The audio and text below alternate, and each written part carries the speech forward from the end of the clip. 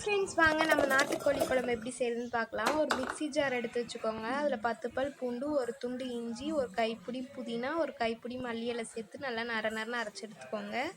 1/2 spoon சீரகம், 1/2 spoon மிளகை தட்டி எடுத்துக்கோங்க. ஒரு குக்கர் வச்சு அதில் நல்லெண்ணெய் சேர்த்துக்கோங்க.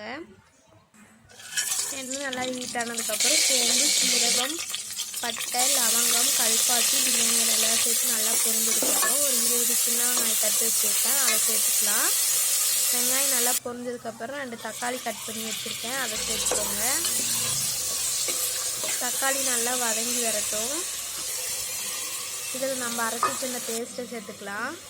நான் 1/2 கிலோ நாட்டுக்கோழி எடுத்து வச்சுருக்கேன், அதை சேர்த்துக்கிறேன்.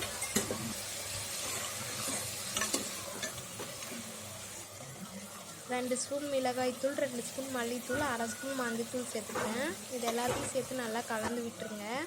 நம்ம எடுத்து வச்சிருந்த சீரகம், மிளகை சேர்த்துக்கலாம். இதை நல்லா வதங்கி வரட்டும் சிக்கனு. இதில் 2 ஸ்பூன் தயிர் சேர்த்துக்கோங்க. தயிர் சேர்த்திங்கன்னா சிக்கன் நல்லா சாஃப்டாக வெந்து வரும், அதுக்காக தான்.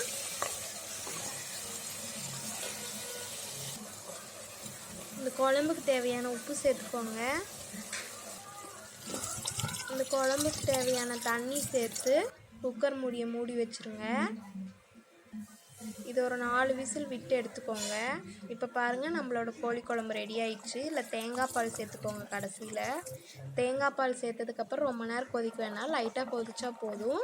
இப்போ பாருங்கள், நம்மளோட நாட்டுக்கோழி குழம்பு ரெடி ஆயிடுச்சு. இந்த வீடியோ பிடிச்சிருந்தா லைக் பண்ணுங்கள், ஷேர் பண்ணுங்கள், கமெண்ட் பண்ணுங்கள், சப்ஸ்கிரைப் பண்ணுங்கள். தேங்க்யூ.